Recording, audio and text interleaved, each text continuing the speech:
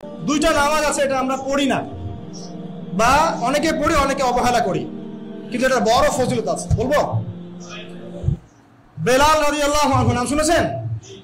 যখনই নবী সাল্লাল্লাহু আলাইহি ওয়াসাল্লাম জান্নাতে যেতেন, মানে জান্নাত আল্লাহ পাক তাকে দেখাতেন, তখনই তিনি তার বেলাল রাদিয়াল্লাহু আনহুর পায়ের শব্দ শুনতে পারতেন। বেলাল রাদিয়াল্লাহু আনহুর পায়ের শব্দ তিনি শুনতে পারতেন। আর একজন যোগ্য নেতা যিনি, তিনি তার অনুসারীর পায়ের শব্দও চিনেন। কথা বুঝতে পারছেন? আচ্ছা, গলার ভয়েসও চিনেন।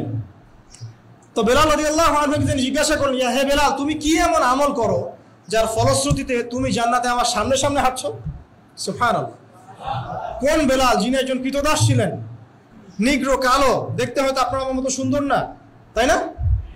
আফ্রিকান মানুষ, যাকে ওই যে রোদের মধ্যে শুয়ে পিটানো হয়েছিল, হয়নি? সেই বেলাল রাদিয়াল্লাহু আনহু।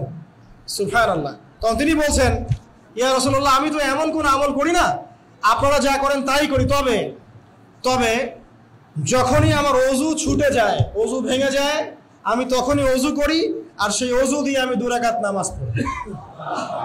এই নামাজটাকে কি বলে? তাহিয়াতুল ওযু। এই তাহিয়াতুল ওযুটা আমরা আদায় করার চেষ্টা করবো, আল্লাহ পাক তৌফিক দান।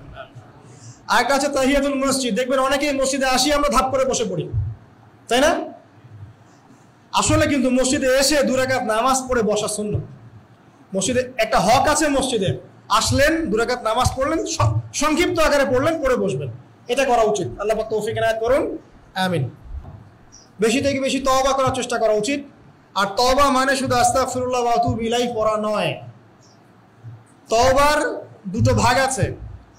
কবিরা গুনার জন্য একরকম তওবা, আর সগীরা গুনাহ এমনি এমনি মাফ হয়ে যায়।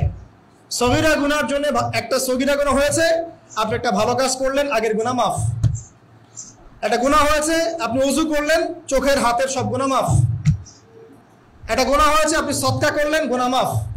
মানে গুনাহ মাফের অনেক সুযোগ আছে, কিন্তু কবিরা গুনাহ মাফের শর্ত আছে। শর্ত কি? 1 নাম্বার, পাক্কা নিয়াত করা যে আর কোনোদিন এই কাজটা করবো না ইনশাআল্লাহ। 2 নাম্বার, ইচ্ছা করে ওই পাপে আর লিপ্ত না হওয়া। এবং 3 নাম্বার, নিজে এই পাপের জন্য কান্নাকাটি করা, অনুতপ্ত থাকা, তাহলে ইনশাআল্লাহ মাফ হয়ে যাবে।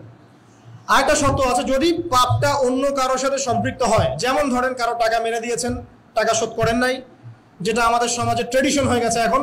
জমি মেরে দিয়েছেন, শোধ করছেন না, মান সম্মানের হানি করছেন, মিথ্যা অপবাদ দিচ্ছেন, হ্যাঁ, এক কথায় মানুষের সাথে সম্পৃক্ত হন, মানুষের ক্ষতি করেছেন আপনি, তখন কি করতে হবে? তখন ওই মানুষের কাছে গিয়ে ক্ষমা নিতে হবে। খুব ডিফিকাল্ট, এবং এটার জন্য একটা বড় মনের দরকার আছে, মনের স্বচ্ছতার দরকার আছে। ভাই, আমি তোমার টাকা ধার নিয়েছিলাম, দেই নাই, এই নাও টাকা, শোধ করে দিলাম।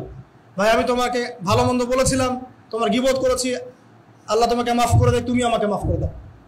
খুব ডিফিকাল্ট এগুলা করতে হলে বড় মন লাগবে। আর যদি এগুলো আমরা না করতে পারি, তাহলে সমস্যা আছে। কিয়ামতের মাঠে আল্লাহ পাক ধরবেন, এবং যারা হকগ্রস্ত এদেরকে দাঁড় করাবেন। কিয়ামতের মাঠে নিজের নেকি তাকে দিয়ে ঋণ শোধ করতে হবে, অথবা তার গুনাহ নিজের আমল নামে নিয়ে ঋণ শোধ করতে হবে। কোনটা বেটার বলেন? দুনিয়াতে ছোট হওয়া না পরকালে ছোট হওয়া? তাই আমরা সবাই সবার কাছে মাফ চেয়ে নেই, যে আল্লাহ পাক আমাদের সবাইকে মাফ করে দেখ। যদি আমি আপনাকে কষ্ট দিই, আপনি আমাকে মাফ করে দেন। আপনি আমাকে কষ্ট দিয়ে থাকেন, আমি আপনাকে মাফ করে দিলাম। এই বিষয়ে চলে আসেন, আল্লাহ পাক তৌফিক দান করুন, আমিন। আর একটা তওবা করুন, আস্তাগফিরুল্লাহাল্লাযী লা ইলাহা ইল্লা হুয়াল হাইয়ুল কাইয়্যুম ওয়া আতুবু ইলাইহি। দিনে 70 বার বা 100 বার, দিনে 70 বার বা 100 বার। যদি না পারেন, অ্যাটলিস্ট এতটুকু বলবেন, আস্তাগফিরুল্লাহ ওয়া আতুবু ইলাইহি, আস্তাগফিরুল্লাহ ওয়া আতুবু ইলাইহি, 70 বার বা 100 বার।